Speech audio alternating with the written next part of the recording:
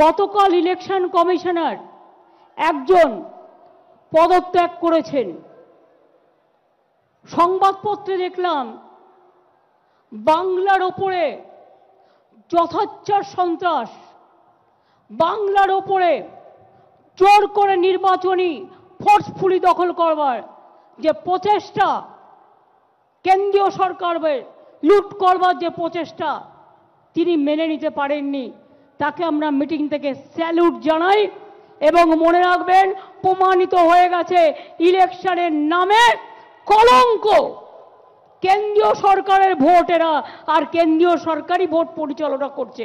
কখনো দেখেছেন? নিজের ল্যাজ নিজেই কাটছে। যে গাছের ডালে বসে আছে সেই গাছের ডালই কাটছে। গ্যারেন্টি কিসের গ্যারেন্টি? যে গ্যারেন্টির কোনো মূল্য নেই। 4 বছরে গ্যাসের দাম বেড়েছে কত? ওহে নন্দলাল, বলি বাহবা নন্দলাল, বিনা পয়সায় চাল ফুটছে।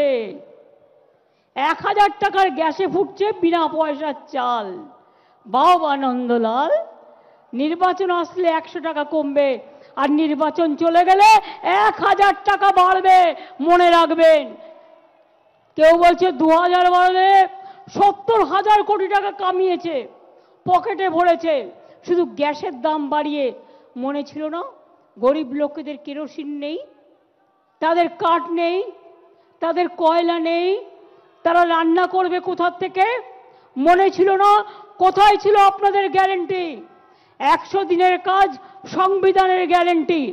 বলুন আপনারা, আমরা 72,000 কোটি টাকা খরচ করে 3 কোটির ওপর শ্রম দিবস বাংলায় তৈরি করেছি কি করিনি?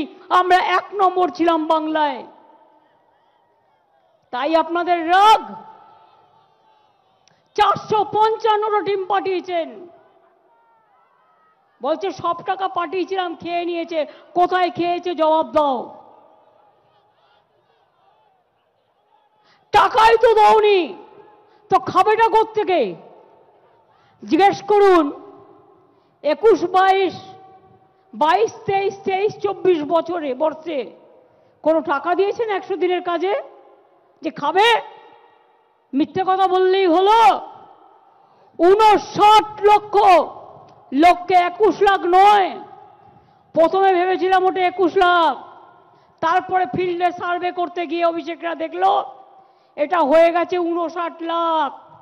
59 লাখ লোককে 100 দিনের কাজের টাকা আমাদের সরকার দিয়েছে। আপনি দেননি, আপনারা দেননি। না দিয়েই বলছেন খেয়ে ফেলেছে।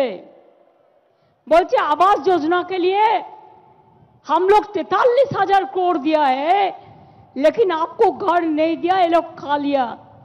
আমি বলি মোদি বাবু, কথা বলছেন কিছু অফিসারের কথাই ঠিক আছে, তথ্যটা যাচাই করে নিন ভালো করে। আমরা বাংলায় 43,000 কোটি টাকা যেটা খরচা করেছিলাম, 2 বছর আগেকার কথা বলছি আমি, তাতেও আপনারা দিয়েছিলেন 29,000 কোটি টাকা, আমরা দিয়েছিলাম 20,000 কোটি টাকা। জায়গাও আমরা দিয়েছিলাম, 43,000 বাড়ি আমরা তৈরি করে দিয়েছিলাম।